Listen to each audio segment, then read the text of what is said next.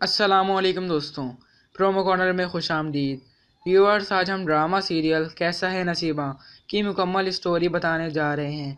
इससे पहले आपसे एक रिक्वेस्ट है कि हमारी वीडियो को एंड तक लाजमी देखें और हमारे चैनल को ज़रूर सब्सक्राइब करें और साथ में बेल आइकन को भी प्रेस करें।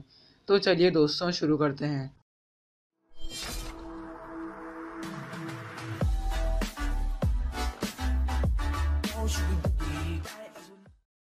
ड्रामा सीरियल कैसा है नसीबा की कहानी शुरू होती है माँ बाप की दो बेटियों से।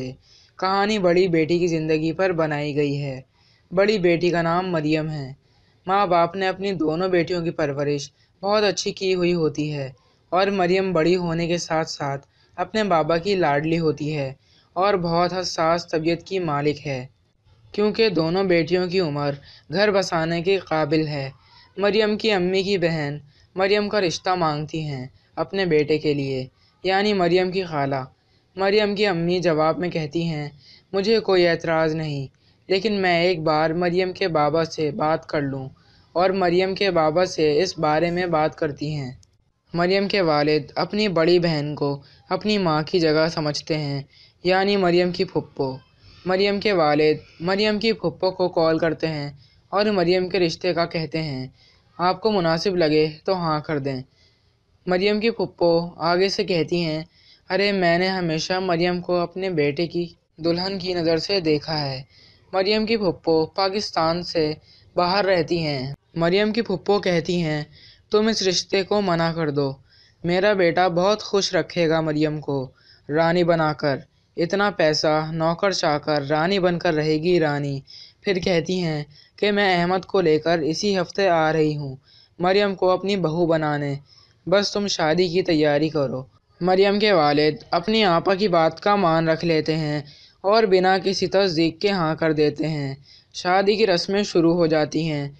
मरियम की फुप्पो मरियम के वालिद से कहती हैं कि जल्दी जल्दी में मैं पैसों के अकाउंट के कार्ड लाना भूल गई, तुम 30 से 40 लाख का इंतज़ाम कर दो, कहीं से मैं जाकर भेज दूँगी। मरियम के वालिद जैसे कैसे करके पैसों का इंतज़ाम कर लेते हैं और आपा को दे देते हैं और आखिरकार शादी हो जाती है। और ऐसे मरियम की रुखसती बाहर हो जाती है। एयरपोर्ट पर उतरने के बाद मरियम को इसकी फुप्पो और शौहर टैक्सी करवा कर घर ले जाते हैं। घर पहुंचकर मरियम की आंखें महल नुमा घर, नौकर चाकर तलाश करती हैं, लेकिन ऐसा कुछ भी नहीं होता।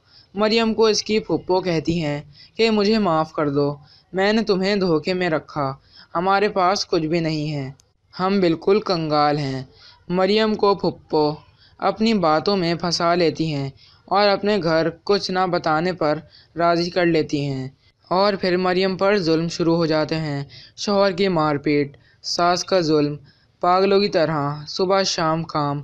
और मरियम का शौहर वो पैसे भी ख़राब कर देता है जो मरियम के वालिद से मरियम की फुप्पो ने वापस कर देने की सूरत में गलत तरीके से हथियाए थे।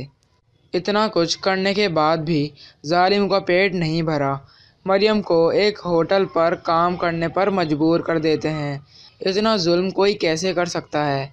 आजकल के दौर में हमें किसी भी इंसान पर भरोसा नहीं करना चाहिए, ख़ास तौर पर बेटियों के मामले में। ये ड्रामे का मकसद भी हमें एक सबक सिखाना है। कोई भी फ़ैसला अच्छी तरह जांच पड़ताल करके तसल्ली से करना चाहिए। अल्लाह पाक दुनिया में हर बेटी का नसीब अच्छा करे और अपने हिफ्ज़ व अमान में रखे। कहानी की तरफ आगे चलते हैं।